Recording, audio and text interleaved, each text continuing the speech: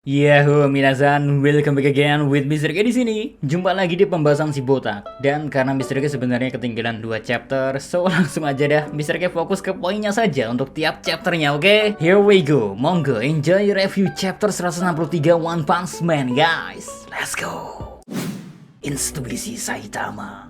Ya, poin pertama intuisi si botak. Seperti yang udah pernah kita bahas sebelum-sebelumnya, kalau sebenarnya Saitama ini tuh secara gak langsung kayak bisa melihat jauh ke dalam diri Garo.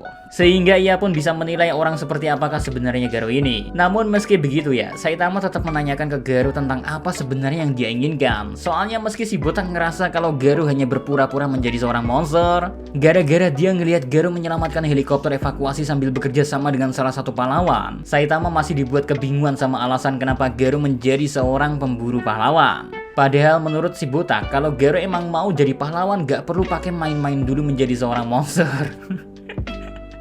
Di momen itu sebenarnya intuisi dari Saitama ini gak bisa disebut bener 100%, tapi gak bisa kita salahin juga. Karena faktanya sebenarnya alasan dari Garo menyerang para pahlawan emang berhubungan dengan balas dendam.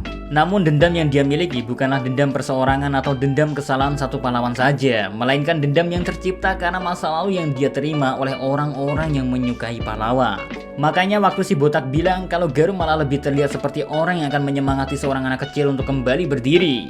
Di momen itu Garo malah marah setelah mendengar pendapat dari Saitama, karena Garo gak bisa mengakui hal tersebut meski kenyataannya ia memanglah seperti itu. Ya, walau gak semua anak kecil akan diberikan bantuan atau ditolong oleh Garo, namun bukti kalau Garo menyelamatkan helikopter evakuasi dari kejaran kelabang raksasa hanya karena ada seorang anak kecil yang dia rasa memiliki masa lalu yang mirip dengannya. Bahkan ia sampai rela bertarung bersama Metal Bat yang merupakan seorang pahlawan. Harusnya hal itu aja udah cukup buat ngedukung perkataan Saitama yang mana Garo terlihat seperti orang yang akan menyemangati anak kecil untuk kembali berdiri, alias simpelnya ya, masih ada kebaikan dalam diri Garo. Well, gak terima ngedengar ocehan dari si botak, Garo pun memutuskan untuk menyerang Saitama dengan bertubi-tubi. Tapi seperti yang udah bisa kita tebak, kalau serangan dari Garo yang udah gak tahu berevolusi berapa kali tetap aja gak memberikan dampak apapun, karena si botak sejauh ini gak kelihatan terluka sama sekali. Padahal kalau menurut Garo, Saitama ini dalam kemampuan seni bela diri bisa dibilang levelnya masih amatiran. Tapi anehnya meski begitu, Saitama masih bisa mengimbangi serangan combo dari Garo yang ngerasa kalau dia udah mencapai titik tertinggi dari seni bela diri. Sebenarnya perkataan dari Garo ini gak ada yang salah. Wong kita aja tahu waktu Saitama ikut pertarungan seni bela diri, dia bukan menang karena punya teknik bela diri yang bagus, melainkan dia menang karena emang punya kekuatan pukulan atau tendangan yang lebih kuat aja, alias tuh ya kekuatan yang sangat gila lah. Dan itu kayaknya jadi satu-satunya kesalahan dari Garo, di mana dia menantang yang namanya kekuatan absolut. Ya, mau si botak gak punya skill kek, mau lawannya ahli bela diri sekalipun kek, di hadapan si botak semuanya bakalan kelihatan kayak orang-orang biasa. Bayangin aja, sebelum kemunculan si botak, Garo kelihatan banget kan seperti karakter yang sangat overpower. Dia bisa menang saat bertarung dengan siapapun, meski musuhnya pun bisa dibilang bukan musuh yang ngecek-ngecek. But setelah si botak muncul, Garo yang asalnya kelihatan kuat, tiba-tiba aja malah kelihatan kayak orang biasa. Ya mirip-mirip kayak ketemu cheater waktu lagi main game lah. Kalian mau sejago apapun bakalan kelihatan sangat noob di hadapan para cheater, terutama cheater FF. Wait, salah server mulut Mr. K. Sorry, cheater Valorant maksudku. Takdir berkata lain.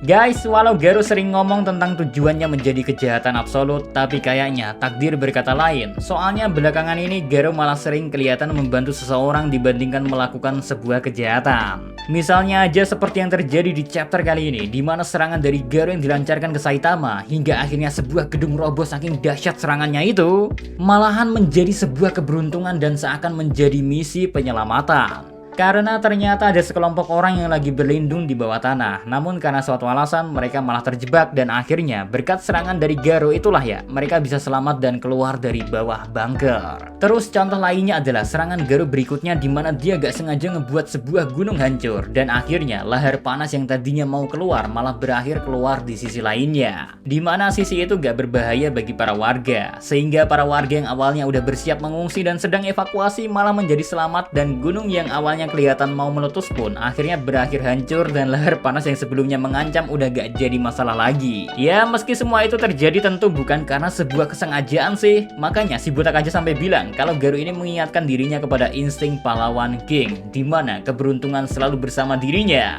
Dan semua masalah tiba-tiba aja ada solusinya padahal dia nggak melakukan apapun. Akan tetapi semua itu terlihat beruntung jika kita lihat dari kacamata para pahlawan ataupun para warga. Karena secara gak langsung apa yang Garo lakukan telah menyelamatkan dan membantu apa yang harusnya dikerjakan oleh seorang pahlawan. Namun kalau kita lihat dari kacamata Garo, semua rentetan serangan dari Garo yang malah terlihat seperti misi penyelamatan ini tentu merupakan sebuah kesialan karena tujuan Garo sebenarnya adalah menjadi kejahatan absolut. Dimana dia berharap orang-orang menakuti dirinya bukan bersorak apalagi berterima kasih pada dirinya. Ya apa mau dikata, terkadang apa yang kita inginkan emang gak selalu didukung oleh semesta ini guys. Seperti kita yang selalu baik padanya, care padanya, dengerin curhatannya, ternyata nikahnya sama orang lain. Terakhir, art dari Yusuke Murata Sensei di chapter kali ini emang gak ada obatnya. Mulai dari cover story yang gila banget, idenya pun sangat menarik, ngebuat Garo yang lagi memegangi lehernya bisa terlihat seperti tengkorak yang cukup dark. Belum lagi beberapa momen yang digambar dengan sangat detail, emang jadi salah satu ciri khas yang dimiliki oleh Yusuke Murata Sensei sih. Kayaknya gak ada bosannya buat bilang atau ngebahas seberapa bagusnya art dari serial One Punch Man ini. Makanya walau bisa dibilang serial One Punch Man ini keluarnya agak lama dan Mr. K yang bahas juga kadang lama, sengaja kadang atau lupa. Tapi kita selalu dibikin puas dan kagum setiap membaca dan ngeliat chapter terbarunya. Padahal di setiap satu chapter keluar gak melulu banyak konten yang bisa kita baca di dalamnya. Tapi art yang disuguhkan yang ngebuat kita betah lama-lama ngeliatin satu persatu per halaman. Ya, emang art jadi salah satu daya tarik ataupun kelebihan yang dimiliki oleh Yusuke Murata Sensei. Sehingga bakalan sangat disayangkan kalau ketika diadaptasi kualitas animasinya gak bisa mengimbangi versi manganya. Semoga saja enggak sih. Jangan GC stock lah. Oke, kayaknya cukup sekian buat konten One Punch Man chapter terbaru. Mr. K harus segera ngebut untuk ngerjain next chapternya yang super kocak. Oke, see you again next time. Adios, everyone. Salam. Adios.